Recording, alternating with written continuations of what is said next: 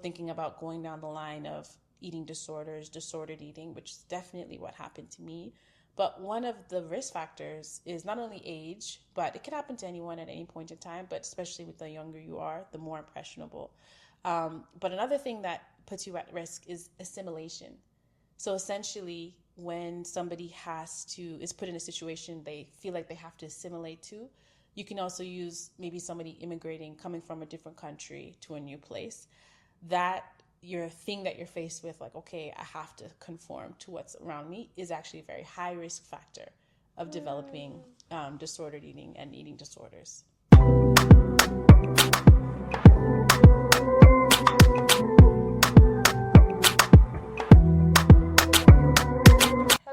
Hello, welcome back to Going Through the Madness.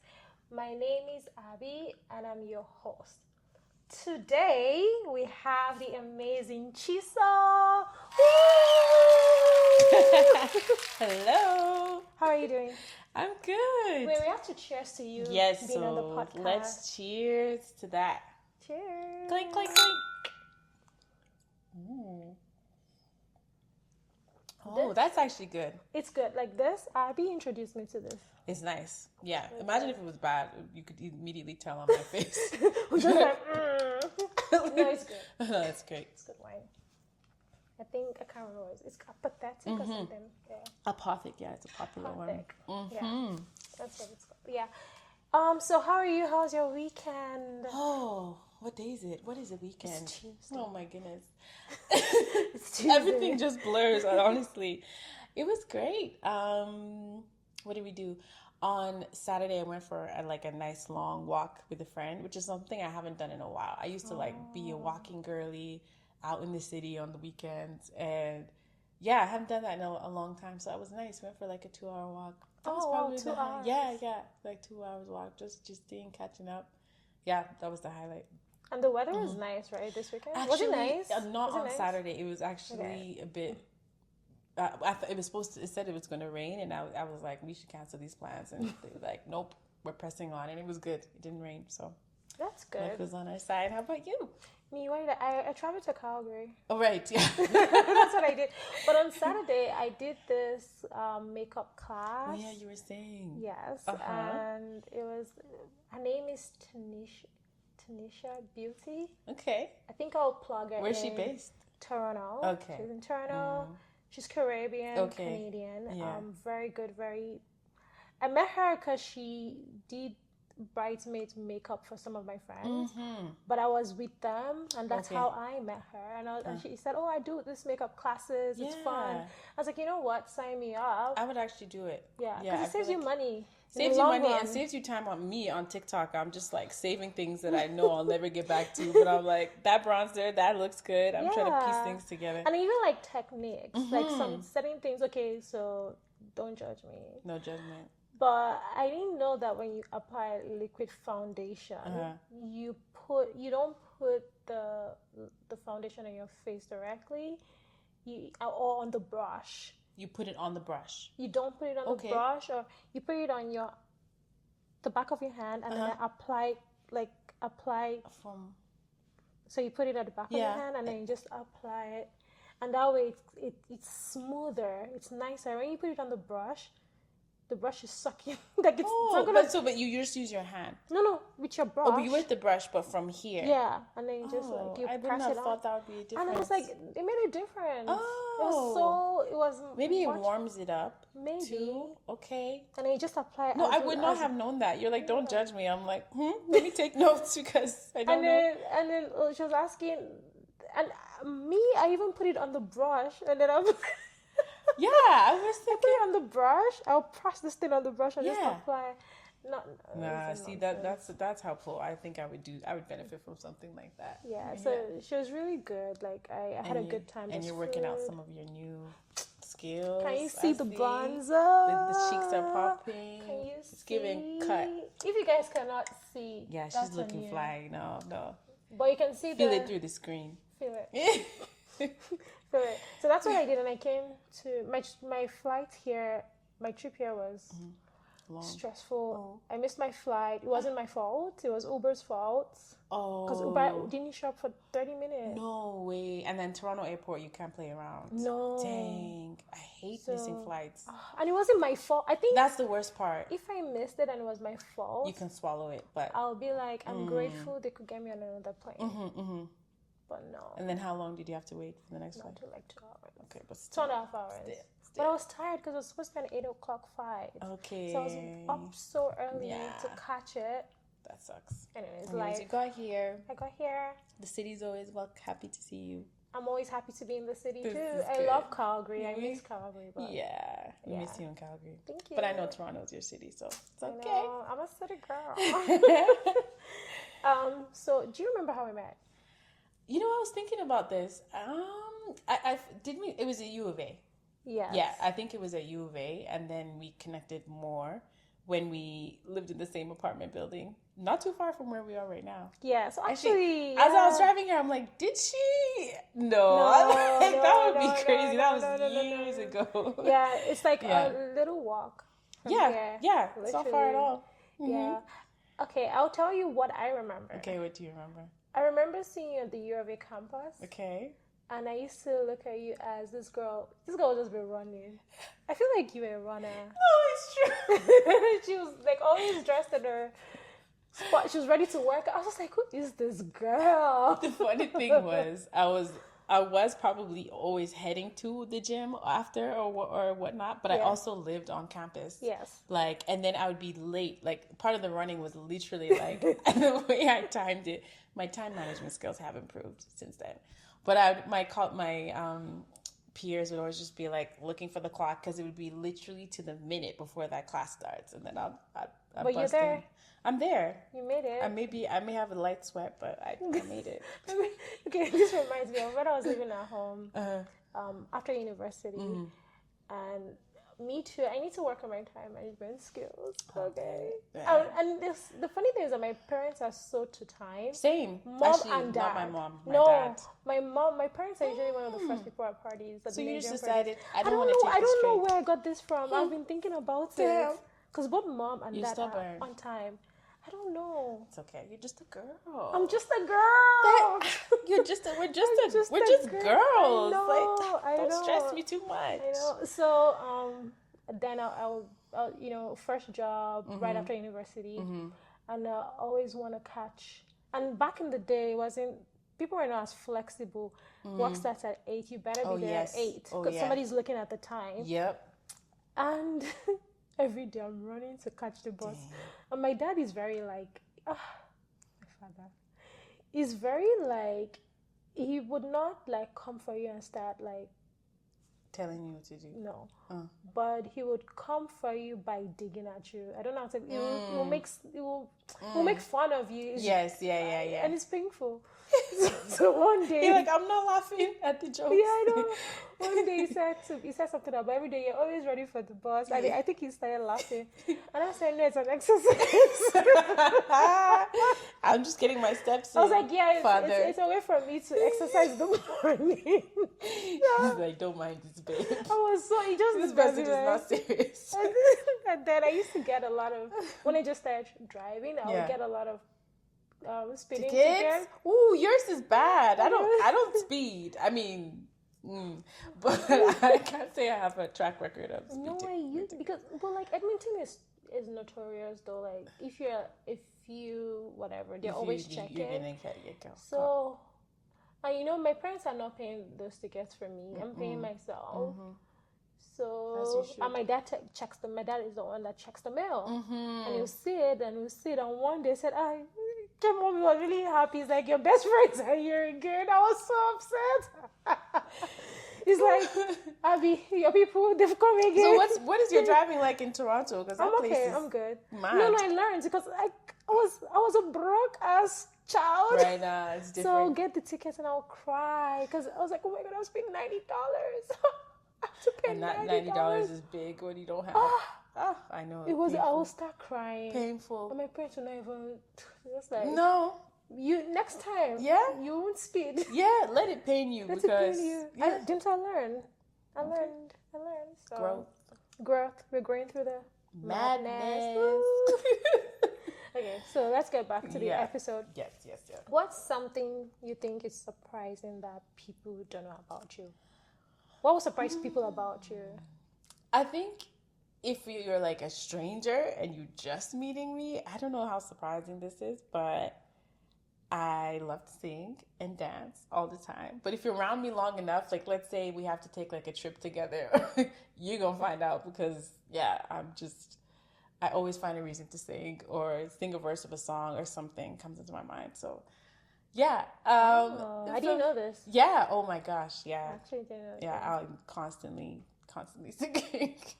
Do you have like Beyonce level voice? Girl. No, I can self-reflect and say no words of that quality. I'm not trained in any way. I just enjoy singing. I enjoy music. I danced like I didn't do like, ballet, those kinds of things, but like the Nigerian Association here had a children's dance group so I started really young there, and then as we grew up, we kind of formed our own, like we were young adults, and we did our own dancing. Yeah. I remember this. So I have a groove or two. No, you can dance.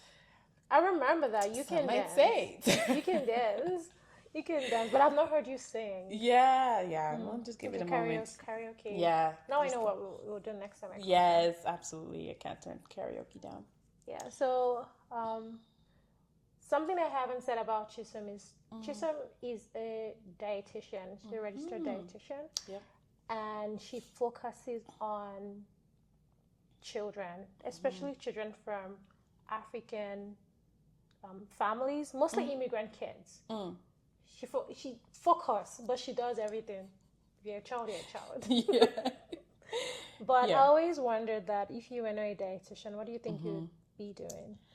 I think I would still end up in healthcare. I'm sure my parents would love to have seen me be a doctor of some sorts, and I mean, who knows? But I think, in healthcare, I think I have just that natural, like, caretaking personality, wanting to help people, and I think through their health is, a very powerful way to show up for people. So, in some capacity, something healthcare.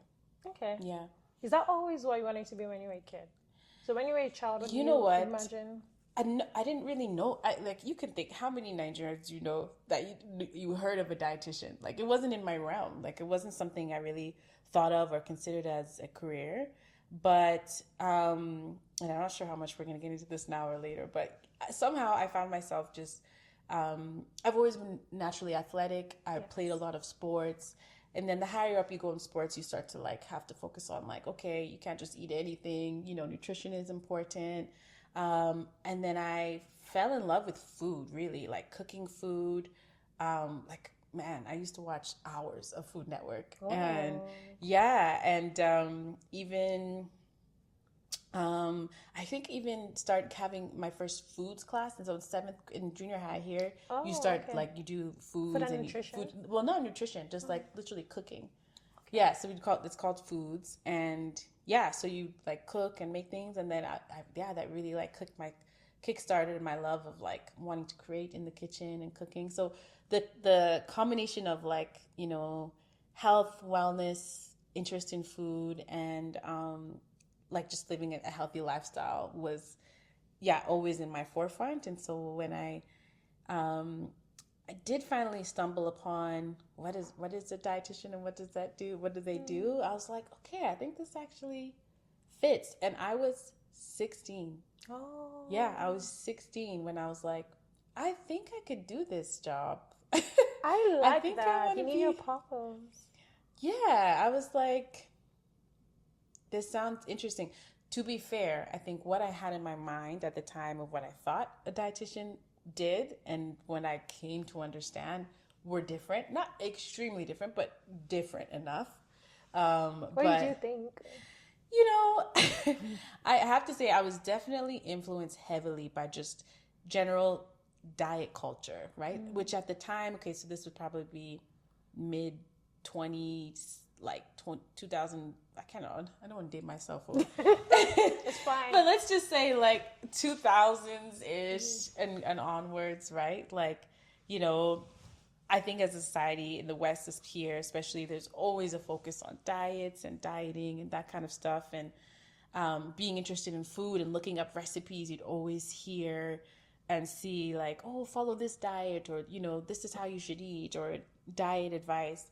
And one thing I actually started subscribing to these, like, I'd say magazines that like probably a middle-aged white woman would probably be subscribing Who was to. paying for the subscription? Me. It wasn't that much at the time, but it was like Mary Claire, Canadian Living, Wow. because I would pour over like the recipes, and then of course they're targeting like the issues a middle-aged woman might have, so they're like talking about how to manage your weight and all these kinds of things.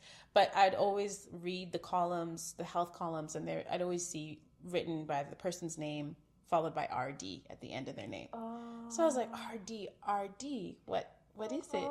So then I looked up what a registered dietitian was, and that's when I was like, okay, I could see myself doing this. Like I kind of breathe and live this already.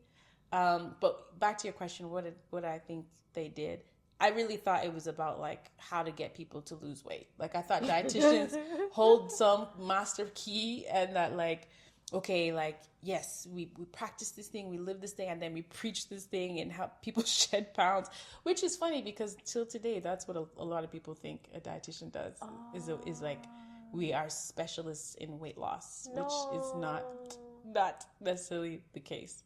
But yeah. That's interesting. Wait, that's interesting because you really thought... That dietitian is just going to say, oh yeah, lose weight. Yeah, because again, that was the environment I was in. I could also probably back up and say at the time, and this has a lot more to do with like my upbringing, my experience being raised as a first generation Canadian. So I'll mention that I'm the youngest of 4, and in my family of 6, including my parents, I'm the only Canadian born. And where we lived in Calgary was very predominantly white. Like there wasn't even a lot of other cultures or ethnicities. It was like mostly white, sprinkle of Asians, and then literally just my family in one entire school of like an elementary school of like 1,000. It was just my siblings, me and my siblings, the only Black people. And so I'm mentioning it because it gave me a perspective of like, you know, as Black women, people of African descent, we go through puberty earlier. So I didn't know that. Yeah, definitely. We actually do. We actually go through puberty a couple, sometimes 1, 2, sometimes a little bit early. Yeah, but statistically, we go through these changes earlier. So already I wasn't seeing other people reflecting with my body, and then I'm going through puberty and my body's changing in ways I don't see anyone else going through these changes, and being reinforced like there's something wrong with me, you know? Like, how do I conform my body to these people? Because I didn't know that information earlier. I didn't know what was happening. I just was comparing myself to my peers. Needless to say, I think it gave me a reference point as health. Being healthy is being thin, is being smaller. And then, of course, the reading materials I was looking into, like I said, pouring over these magazines, and it was all like, here's how to lose weight, here's how to lose weight. And then written by registered dietitians. So I just kind of thought, okay, this is what they help people do. Oh, wow. It was very narrow-sighted. Yeah. I think that's interesting because like God actually turned that out for your good, and you're now changing people's lives. It's exactly it. And impacting people. Yeah, it's one of the reasons why I wanted to work with youth, is because I wanted to be a voice for them when I think, and there was so much I needed to hear at that time that I didn't have someone giving me this kind of information and advice, and it would have saved me a lot of challenge. Yeah, it would have saved me from a lot. Is there something that when you were, I have 2 questions, but I'll ask this first. Is there something that when you were a kid or when you were a teenager or in your early 20s that you were doing that you think where maybe other people like someone like me or look at you and go, oh no, I used to look at you and be like, and you had your body's hot, like, sorry, hot body. I was just like, Really? That is so Girl, funny because this I'm is looking at you with true. your curves and I'm like, whew.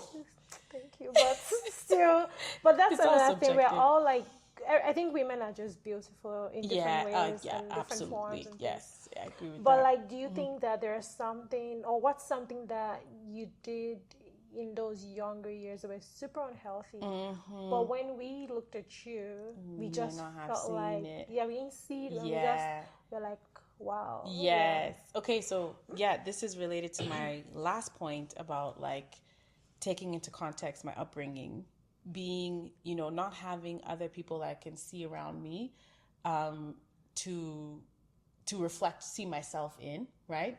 Being literally the only Black person. And that was the same through even high school. I think I was the only Black person in my whole graduating year. Sorry, there must have been maybe one mixed person, maybe one other. But either way, like yeah. numbers to count on one hand, right? So that was my point of reference all this time growing up. And what it did for me was tell me that what is valuable is to be thin, is to be smaller. And at that young impressionable age, you're not really thinking, oh, what are my parents telling me? You're thinking, what do my peers think of me? How can I conform myself to be more like them?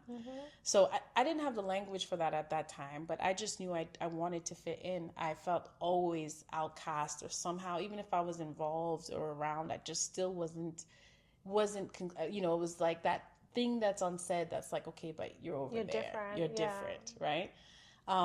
And so very early, I remember being quite concerned about my weight, and having gone through puberty early, it made me early think that there's something wrong when I've always naturally been I small. was I've gonna always say naturally that been you're small. athletic, and yeah, so it tells you the psychology of the mind and how powerful that is.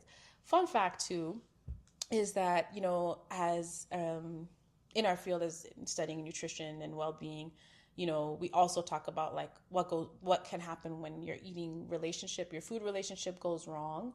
So thinking about going down the line of eating disorders, disordered eating, which is definitely what happened to me. But one of the risk factors is not only age, but it could happen to anyone at any point in time, but especially with the younger you are, the more impressionable. But another thing that puts you at risk is assimilation. So essentially, when somebody is put in a situation they feel like they have to assimilate to, you can also use maybe somebody immigrating, coming from a different country to a new place.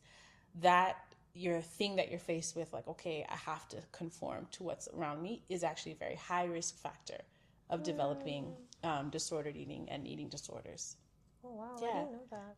Yeah. So that was my story. I didn't obviously have the words and the language for it at the time, but it definitely put me on a path. What I thought was healthy was really just trying to attain the smallest possible body that I could. And in my efforts to do that, I actually was very unhealthy. So that running that you were seeing that I was doing, which I did love running, but there's always, you learn to find a balance with even things that can be healthy if done too often, incorrectly, through pain, not in good form, can be unhealthy. And Yes. I definitely had an unhealthy relationship with exercise. Just doing too much, What were you doing? doing way more. I mean, I'd work out 5-6 days a week.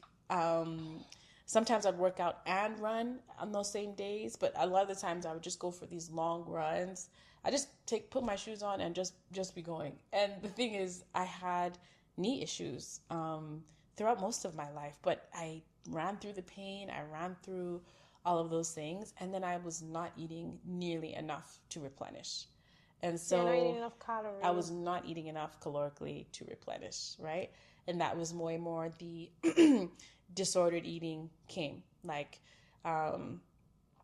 just like fear of, weighing food, measuring food, thinking, tabulating calories of everything that you're eating, like really just in a way to control every aspect of what you're taking in and what you're burning in efforts to maintain the smallest body. That's crazy. Yeah. I even feel like you went on to this profession for you too, because I'm sure that, or I think that going into being or studying to be a dietitian, you start to pick up on all the unhealthy habits. And you're like, oh, I need to self-correct this. I need to, what can I do? Well, actually, it's kind of the inverse, because most people who are going into the nutrition profession, and let's say going in younger, right? Like right from high school to, university, that stage when you're like, okay, what should I do? What are my interests? I can't remember what the statistic is, but a large percentage of people going into the nutrition program have some type of disordered eating or unhealthy relationship with food, in the sense of not unhealthy like eating lots of junk food, but in the sense the opposite, in sense of being like very restrictive, very regimented, very rigid, right? Because when you think about it, most people are like me, they stumbled upon something around health. They like to stay fit. They figured out ways to kind of manipulate food to keep a certain body frame. And, you just think, oh, this is perfect for me. And so why I say it's kind of the inverse is because I didn't think I needed help, really. I didn't think I was like anything was, no, I was like, I'm going to go spread the gospel to all the people in the land. Let's spread the gospel. No, this really, you feel like, I figured it out, Yeah. And it was through going through the nutrition program and the degree, which focuses on core science principles of like what the body needs to thrive, what nutrients and vitamins you need, how does that change during different stages of life. And it actually helped heal me, because I realized, oh, this isn't a tool to manipulate your body. No. This is something that is a part of thriving and being well, yes. Right? So yeah, it actually helped me when I didn't think. And that's good though. Like I said, like God really took something and made it for your good. Absolutely. Everything ended up being for your good. Absolutely. Yeah. Everything down to even my knee injuries and over exercising to the point that I had needed surgeries and stuff like that to correct my knees. That's come back up in my life now as well. Just like, finding balance, figuring out how to care for your body while you're trying to maintain an active lifestyle, certain because you still like to be active, you still like to run, and there's nothing wrong with that. Yeah. But now I can do it in a way that I can sustain it for a long time. Yeah. Right? Yes. Whereas, maybe it's common, right? Somebody who just decides like, oh, I'm just going to get into Pilates or working out or whatever. Everybody does this. You go so hard the first few weeks, you hurt yourself. And then you're like, oh my God, this isn't for me. Or, you know what I mean? Yeah. So I think through that earlier experience in my life, it's led me to have longevity with being able to move my body in ways that are enjoyable and also good for me. Oh, that's awesome. Yeah. I really like this. Thank you for being open. Yes, absolutely. So when you told your I always want to ask parents, Nigerian parents, and their reactions. Yes. So when you told your parents, what did they want you to be? What was your vision? And when you told them I want to be a dietitian, Mommy, I want to be a dietitian. Okay, what's that? You're taking me back. That's so funny. So yeah, typical Nigerian parents. Same thing. I mean, to be fair, I didn't really hear that. Well, let me not lie. Yeah, it was definitely like, oh, you could be a doctor. Especially, I'd always shown interest in sciences, biology, that kind of thing. So I'm sure there was, oh, you should try to be a doctor. But you know what? I'm the fourth last born of four. I think by the time they got to me, they're just like, do what you want. Not like that. But I know for sure that like. And you know what it probably is that I knew, remember from 16, I was already talking about, entering into this field. So they could see I was interested. They could see I was passionate. So I think they were like, okay, but it definitely took some convincing because both of them were like, what is that? Right. So you're just going to be coming up with diets for people. You're going to be telling people what to eat. And and then my mom's a nurse, a registered nurse, and so she would work. She's seen dietitians work, but in her mind, she doesn't really know what happens. She's just like, she remembers, seeing a dietitian in like a long-term care facility for seniors, handing somebody a bottle of Ensure or something like that. So she's like, what is it and what is it paid? But yeah, I think they came to know, like, yeah, it is a respected field. I think it's especially grown more in the years as, we get more recognition as, I don't want to say nutrition experts. I'd never call myself an expert, simply because there's so many different ways to look at nutrition. But I think they are happy that I found something that connects with me, like you said, fits with my life story, and I find purpose in it. So you find purpose, and you're helping people. And that's so important. Wait, I have a question. Ask. What is the difference between a nutritionist? This is a good question. Actually, I told myself I should bring this up. Okay, good. Yeah, no, because it's a common. It's a common question. So really, the difference is, being a registered dietitian is a protected title, meaning that to be able to call yourself a registered dietitian, and the qualifications are pretty much similar a lot of places, but I'll talk about like in Alberta where I'm licensed. You had to have gone through a 4-year nutrition and food science degree. Following that, completing a 1-year internship, and then have written an exam, our licensing exam, that gains you access into our professional college. And then this is the college that you have to maintain competency to. So you have to prove year after year that you are remaining competent, you are remaining relevant, up to date on your practice. And so those are the stipulations. So that's why it's a regulated term, because it distinguishes you from somebody that might just have taken a 6-week online course for, some type of thing and is calling themselves a nutritionist, right? But actually, some years ago now, they actually, our college, the Dietitians of Colleges of Alberta, also protected the term nutritionist. So in Alberta, actually, if you are a nutritionist, that is a protected term for registered dietitians to use. I think they wanted to make sure people weren't misusing the term. But yeah, that's essentially the difference. So what you find is that a registered dietitian is more likely to also work in a clinical capacity, with doctors as part of a team in hospitals. Whereas, that wouldn't be a nutritionist who would do that. But dietitians can work in every other capacity too, working on developing menus, working with chefs, working, with restaurants. That's so cool. Working with schools, I guess. Schools, like every kind of institution. There's food is a big part of, so much of our day-to-day life. So there's private practice dietitians who run their own practice. There's dietitians that work in public health.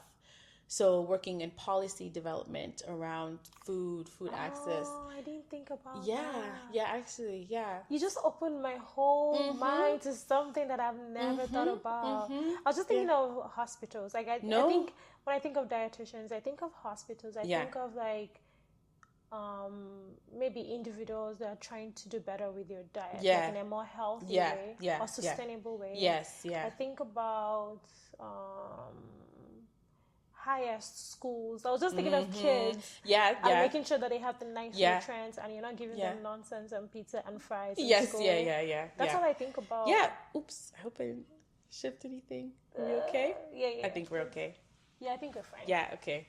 That, but also like sports dietitians, like I would love to be LeBron's the games. Like that's a whole nother level of, and so of course when you walk out of your degree, you have like the basics. Come out of your program, you really have like just like base level knowledge that can, and like the skills that you can probably transfer to different areas, but there's a lot of different streams you can take. That's, I don't know, I feel like I'm being educated. That's what I'm here for.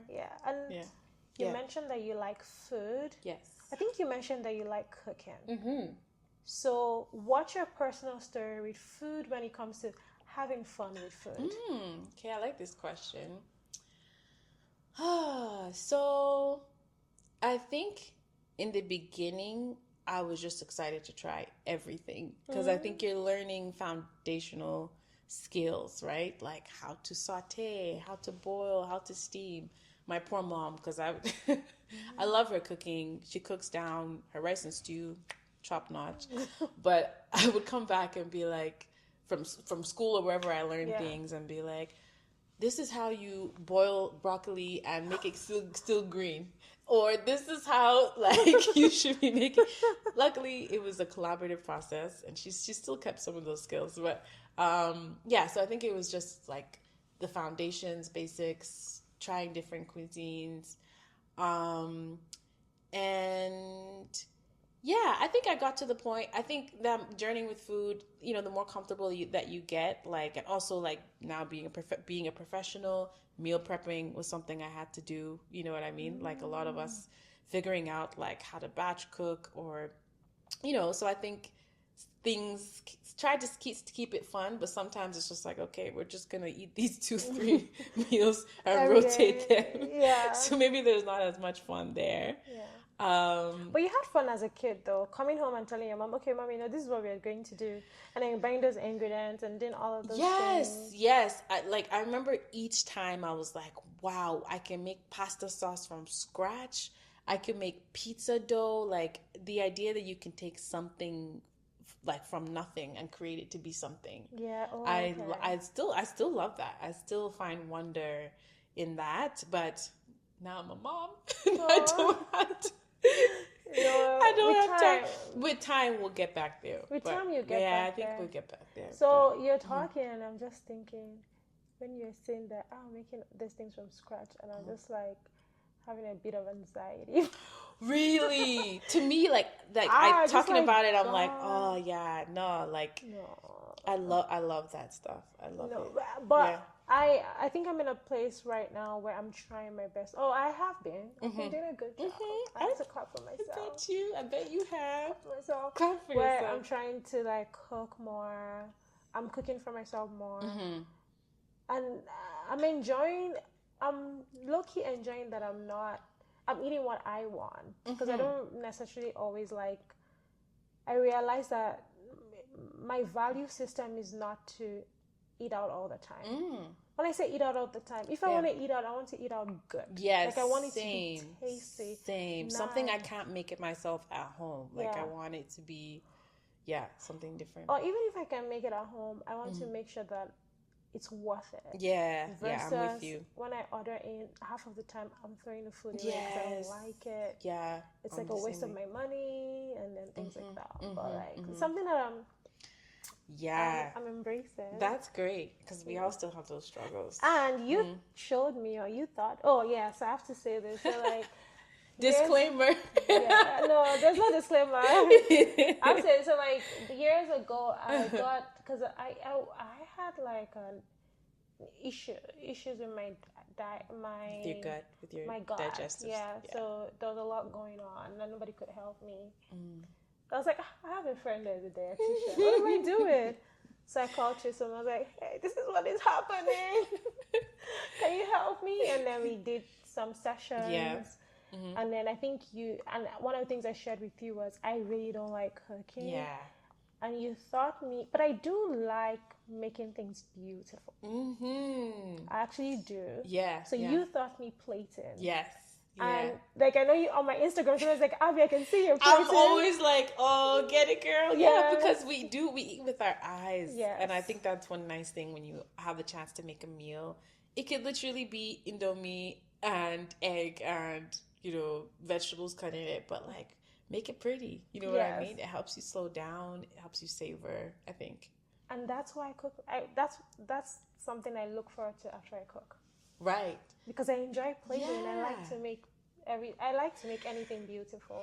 I love that. Yeah. I love so that you took that still. Yeah, I always still have to rate it when I see you post it. Or another thing I learned from you was a little voice in my head about just a little bit of maybe you should just have a yogurt. Because I think told you that sometimes I skip meals. Yes. 'Cause Yeah. I just It's so common. skip meals. It's Not so because I common. We're want busy. to. Yeah, we're Yes. busy. We're distracted. We have 10 things on the go. Like, oh, just take Yeah. a banana. Or when you finish working out, if it's just a banana, just have it because it helps your body recover better. So I have all those little voices in my head still. That. I'm serious. You just hear Chisom just being like, I was like, okay. So I took you're subconscious. No, yes, I'm not even playing. I like I'm not even playing. No, I'm happy.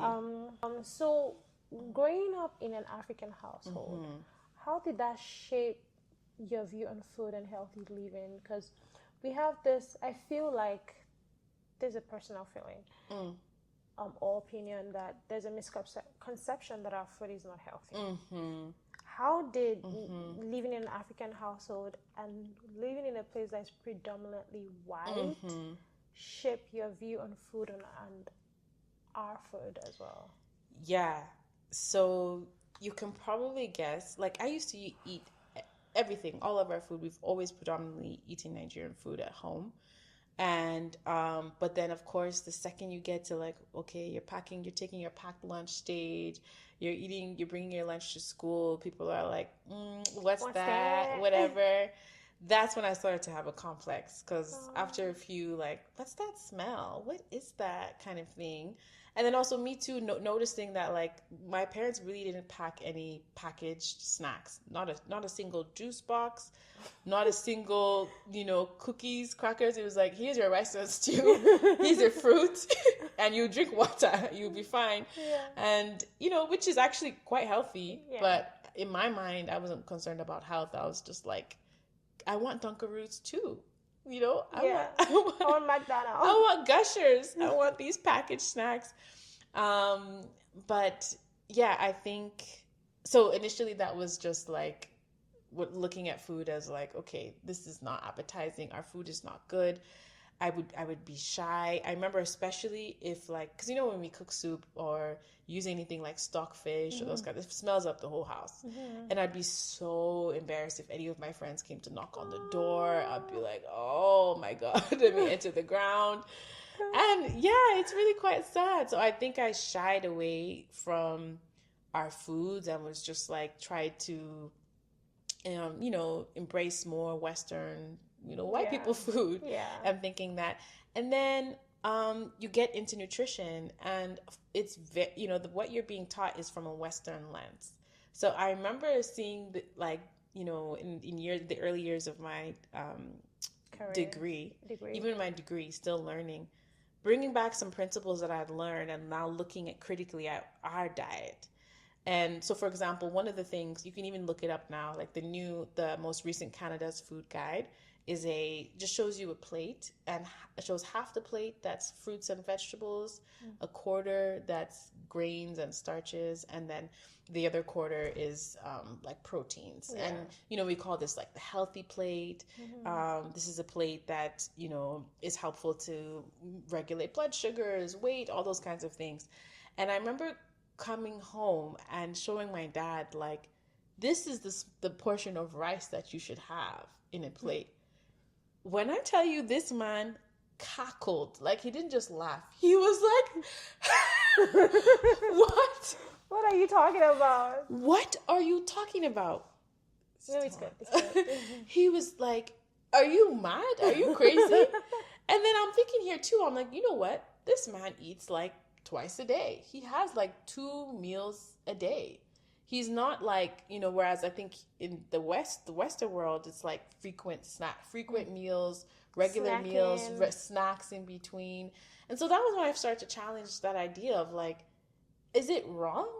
Is it necessarily wrong? And now when you think back to the lifestyle of where this type of pattern of eating heavier meals, and fewer in between came, like, our people were, doing manual labor. They were farming. They're in a hot climate. Country, yeah. That idea of like, oh, I'll just eat small food is not going to cut it when you have to be out, on the road in the heat or doing whatever you're doing. And you don't have time to snack. You don't have time to snack. No. The world, and even like, maybe more modern days, it's just not as part of the culture. Our foods are dense and nutritious, and filling. I was gonna say carries you longer. It carries you a longer. You can't tell me that some yam and egg stew is. You can't compare it to, bread. a Even donut bread. and coffee. You know what I mean? Yeah. So, I think of that knowing and experiencing this culture, and then being taught nutrition in a Western culture. I see that dichotomy, and it helps me practice better because I'm able to like cut through the BS, the stuff that's like, no, I don't believe that you have to, can't cook with palm oil, or you can't, you can only have this small portion of starch. I know that to not be true. And so it helps me focus on the individual. How do you help? Because I know you focus on teenagers. How do you help parents, and how do you help the kids? Because I assume that the parent. Okay, correct me if I'm wrong. Yes, yeah. Do the parents have to be there in the room? Yes, yeah. So for reference, my training and my current practice, my full-time job, daytime job, I work as a pediatrician. I'm sorry, here I am calling myself a whole physician. No. A pediatric dietitian. Dietitian, yeah.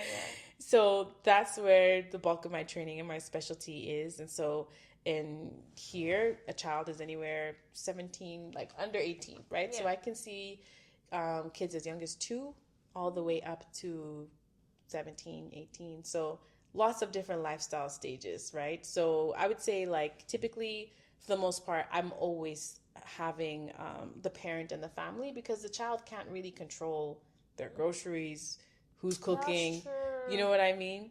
And so we always make it family friendly, especially that kid likely has siblings. And so you have to think, are you going to go tell this child to go eat something or eat in a different way than the rest of the family? So it really is a family focus, without trying to like isolate the child. And so, but in some cases, if there's like an older teenager, and I've met with the parents once, then sometimes I do meet with them one-on-one. So, okay. So knowing that, how do you, because I wasn't sure if it was like you meet the mom or you meet the dad and then you meet the kids separately. But if it's together, how do you convince the parents? Because some parents I imagine that some parents will come from an aggressive perspective for the child. And some kids have their own idea of what, like, it's kind of, you go through like a therapeutic thing with the children, like, okay, what is happening, what's the real issue? You ask me some certain questions, I remember that, and I realized that actually certain things stress me out, and this is why I miss my meals, right, and this is what's causing XYZ. So how do you help to manage that? Well, in general, I think like one of the easiest ways to get to know not everything about a person is just like, tell me what you eat in a day. And it's not because I think most people think I'm judging them, thinking like, okay, how much sugar are you eating? How much takeout are you having? But no, it's just like everything from like, oh, well, I have 3 kids, and so I have to wake up in the morning and make all their breakfasts and lunches, and so I don't eat until noon. Something like a small detail like that gets no idea like of their lifestyle. So when I sit with families and we talk about, okay, what would a typical day of eating look like? Who eats where? Do you guys eat together? When it comes to accessing or deciding what is prepared, who decides what, certain things like that. Are there any rules? Do they have to clean their plate and eat everything? A lot of those kind of questions gives you context clues to kind of understand the dynamic of food and nutrition in that household. And so how do I convince them? How do you like get the parent to buy into what the child really needs? And also, how do you get the child to buy into what they really need? Well, it's difficult. Like, again, so we're now talking about behavior change, because most people think, oh, if I know different, I will do different. But knowledge is like 10% of what, helps people form a behavior or change. And the rest of it has to do with so much. So I always, from the beginning, explain to families that like my role here is like, I'm I can be your coach in the sense that we're on the same team. We might have the same mission, but we might draw up a plan and kind of collaborate to see how we're going to get to that goal. But I'm not going to take steps ahead of you. Okay. Right? That's so fair. I think it's helpful to meet people where they're at, because I won't say like, hey kid, you need to start doing X, Y, and Z. Right? Sometimes the parents are like, can you please mention to them about their vegetables? Please tell them to eat these. But even in that case, like, I'm not going to follow them home, right? No. So it's really the parents' job. Yeah, exactly. So it's really about, like, I think building rapport is huge. Coming from a non-judgmental angle, providing education, but letting them know they can lead and take things in bite-sized pieces. Yeah. And I think once they do that, it removes the armor, because most people come thinking that I am going to judge them, that I'm going to roll out the list of things that they shouldn't have, or like all these diet shows and TVs where they go and take a garbage bag and show throwing out violently all the packages of chips and junk food and everything like that. Like sometimes it's needed. Yeah, I don't know. You won't catch me. That's not the kind of dietitian I am. But no, low-key, that's sometimes what people are thinking that I'm going to say or do. And then when I'm like, oh no, we're not here to make drastic changes that I'm going to sustain. Like, let's talk about making small steps that can add up to more, and they're usually a bit more agreeable. Mm-hmm. So do you think that our diet, our relationship with food changes as we get older? Yes, absolutely. You could probably even ask yourself, like, what did you think was important to you when you were younger? When you're like, let's say like even university days, like, what did you think of? I don't know if I thought I don't think I thought a lot about things, because for most of my life, for most of my, I think up until 22 or 22, I was on. I used to forget to eat a lot. Mm-hmm. I'll just forget. Mm-hmm. Compared to now, what that did to me is now I'll get hungry. Yeah. And if I forget, I'll get a very bad headache. Okay, yeah. Yeah, and your body will tell you. That's still it now. So, like, I think it was from childhood where I forget to eat. And then now it's like, sometimes I don't even get hungry. I just get a headache. So now I don't want to get a headache. Right. So, like, I have to eat something. Yeah. And I do like food. Yeah. I think I enjoy flavor. Yeah. I don't like to cook, but I love to eat. Right. So I think isn't that the dream? Yeah. So... Yeah, no, I think absolutely. Like, I also know that our relationship to food is very linked with our relationship to our bodies. And I think, we all have one body we're traveling through life with, and that body changes. Oh. And sometimes, when that body changes, that can shift how we're thinking about food, how we're thinking about how we should be eating, and those kinds of things. And then, lifestyle. It's a lot different when you have all the time in your world. You know what I mean? Versus when you're like, a busy corporate life working, plus or minus a partner or spouse or kids. It's a lot. You can't even think about just yourself anymore. It's not easy, and I like it. Like, I like cooking. I like thinking about food. I like nutrition, and it's still hard. It's still hard. So, man, we all need to find our better way. ways. Yeah. So, okay, what would be an advice? So, like, we have these 6 small steps that we could take to do better, and also not obsess over being healthy. Yes. Okay. I think a big thing I always like to ask people, because I think the instinct is to, what can I cut out of my diet? Most people are like, what can I stop eating? What can I fast from? Because of all the influence we have, whether intermittent fasting, keto, whatever, you name it. I think that's most people's first thought. But I always like to ask, like, what can you add in? So what's missing? Like, are you eating frequently enough? Right? Because the truth is that if our body isn't being well fed or nourished, that can be one of the triggers of a lot of, like, appetite ups and downs, and difficulty managing your portions, and cravings, fatigue, and things like that. So I'd say, like, what can I add in? Maybe that's, are you having enough fruits and vegetables? Maybe add that to a meal or your snacks. Making sure your meal has a little bit of protein, a little bit of grain or starch, some vegetables, maybe fruits, things like that. And the body responds well when it's well nourished. So yes. Less pain too. Like, you're drinking enough water. That one too. Adding in. Think about what you need to add. Yeah, exactly. Adding movement, adding sleep. Man, that's an important one, especially the older we get. Sleep is a hard one for me these days. It's a hard one for me. And so I was watching something, and they said that one of the best ways to prevent... This wine is actually so nice. Yeah, it is. It is. One of the best ways to avoid or reduce your chances of getting dementia is sleep. And Alzheimer's. Is it true? Absolutely, yeah. So you were saying that, and I was like, oh, shit. I haven't slept enough this week. You've been working. You've been putting in time, girl. No. Okay, but I'm going to sleep well this weekend. I hope so. But like, she was saying that. It was saying that, like, you need to sleep.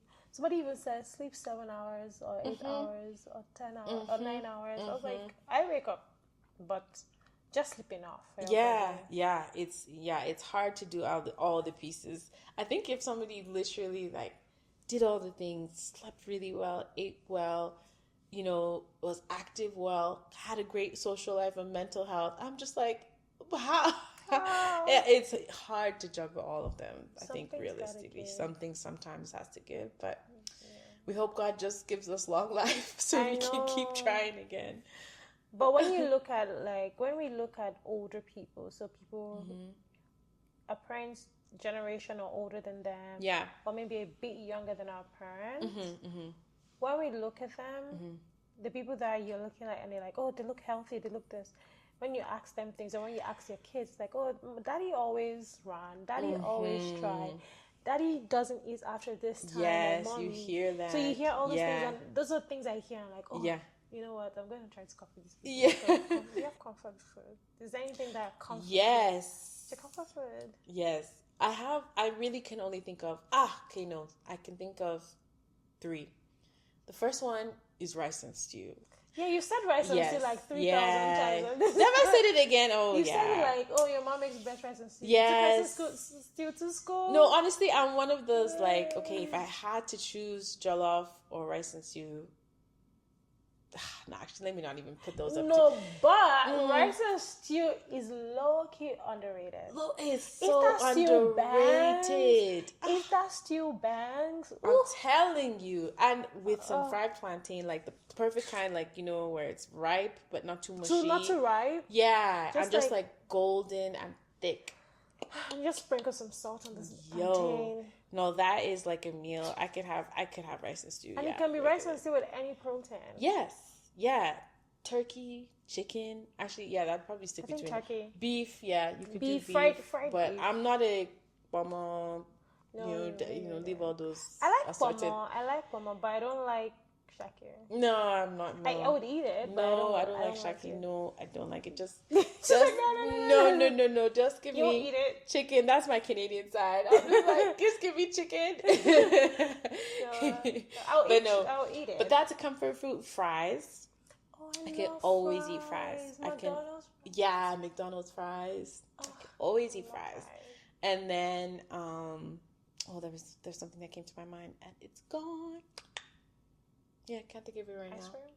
No. Okay. Grilled cheese. Like, if I'm having like a low appetite, I'm not feeling great. Maybe it's not comfort, but it's like a food I can consistently have if I'm like not feeling. Yeah, like it's quick. Cheese. Yeah, it's cheese and bread. Yeah. Okay. What can you say? Yeah. Comfort. What's mine? What's yours? Yeah. What do I like? I love fries. I think fries is my number one thing. Yeah. If I'm eating at a restaurant, fries must be there. Yeah, like, me I must too. have fries. I'm like, can I get a side of fries? Yeah, exactly. They're like, next to your sushi, okay. Yeah, none of your business. Fries. I love cupcake. I like cakes. Okay, cake too. So if I'm having a sad day, if Yeah. I'm feeling really low, Yeah. I want a little piece of cake. What kind? I don't like chocolate. No, so neither. Carrot cake, red velvet. Red velvet. But I think carrot cake would be like the one I go to The the most. It's moist. Yeah. With a little nuts in it. And yes. And they sometimes they put raisins. Yes. Yeah. Yeah. You like a complex layered type of I know, right? confection. Yeah. Yes. And then I think those are my two to go comfort. Yeah. But I think fries is the fastest for me because I also I have it more salty to it than sweet. Okay. So fries is like, but sometimes if I'm feeling really bad, yeah, I'm gonna get cake to make myself feel better. And it usually works for a little bit at Sometimes least. if I want to celebrate my life, I go sometimes get you what? If I want to celebrate my life. Oh, I thought you said you want a salad. I was like, celebrate. If I want to go celebrate my life, I'll get a cake. Cake to celebrate, slice of cake. or to drown your sorrows. Yeah. Either one, depending on the day. Either one, yes. It's funny. But I know that you're really busy. You're a new mom. How is the transition? To being a mom? To being a mom and or working mom, because that's a whole. So to being a mom and also you just got back to work. How is the transition? Yeah. Okay. Do you feel guilty? No, I don't. For me personally, I didn't have that thought, and I kept thinking that I would. A lot of moms will feel like their brain is split or their body is split. Like you're with your child, but then you're physically at work. I didn't have that feeling. Maybe because he got adjusted to daycare really well before I started work. I think that was key, because I was like, okay, he's good. Yeah. He's good. I can go in and do my thing. But I think let's fast forward. So your first question about transition to motherhood. Yes. It's been the most whirlwind, but the most beautiful thing in my life. Aww. Yeah. It's actually. I knew you're gonna love being a mom. I really love being a mom. I love being a mom, particularly to my boy. He is the best. He's the best boy. And and then transition to work life and mom life is hard. Oh. It's hard. But I think I'm still kind of easing in. So I think some things will get easier. But if you ask any parent, it's hard. It's hard. That's the truth. That's the thing. But, anything worth doing in life is hard. And so you got to figure out ways to do it. So I know last year, my mantra was, you can do hard things. Yeah. Yes. And as a parent, especially, or in any situation where you're kind of pushed to rise above, you're surprised at what you can do. Yes. Right? And it's definitely been that. I'm like, I've been up since 6. How am I still? Not today, but thank God. No, not today, thankfully. But yeah, you just find a way to keep going, and I think that's been beautiful. Yes, it's awesome. Yeah. But thank you so much. This was actually I found this very interesting. Good. I did learn a lot about what it is to be a dietitian, like what you need to be a dietitian. Okay, I'll quiz you on it later to see if you can remember all those. I still remember. I'm teasing you. And then also, like, thank you for being open about your journey with food, how you got into your profession. And I think it's inspiring that you're also giving back to communities by helping. If people wanted to... and if people wanted to find you, say somebody wanted to, because you do have a, I do have a private practice. Can I say that? You can say that, but the funny thing is that one, I'm not accepting new clients right now because. Sorry, guys. Because still trying to figure out full-time work and mom life, so I'm not actively taking new clients, and I don't actually have. I think the fact that I'm truly the only, unless somebody out there can tell me different, the only African dietitian in Calgary that I know of. Yeah. That it's word of mouth. I really haven't had to really market too much. And so, yeah, I wish I had like a website or something to refer people to, but it's really just been word of mouth. Okay. Mm-hmm. So they shouldn't try to find you. They should not try to find me. No, I think, I am working on some things. I guess stay tuned. I'm working on some things. I think there's a couple things I want to, couple projects, couple things I want to work on, and that would involve me putting myself out there a bit more. Yes. And hopefully this year, but we'll see how it goes. I'm going to follow up with you. Okay, don't be on my case, please. I'm going to be like, Chisom, what's going on? No. Okay, I wouldn't. Yeah, no, I'm joking. Yeah. No, but I think there's some projects, things that I'm interested in doing in the future. So thank you so much, Chisom, for joining, and also for being open and being honest and sharing your journey and your story with food and with your profession and how you've overcome everything.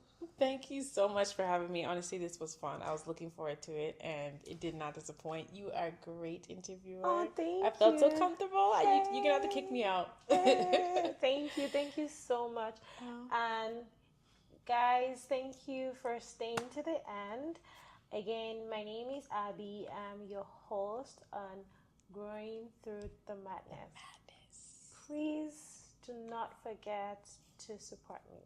Support. She's doing great things. Thank you. And the handle is Growing Through the Madness or Growing TTM on YouTube and on Instagram. Those are the only places you can find me. YouTube and Instagram.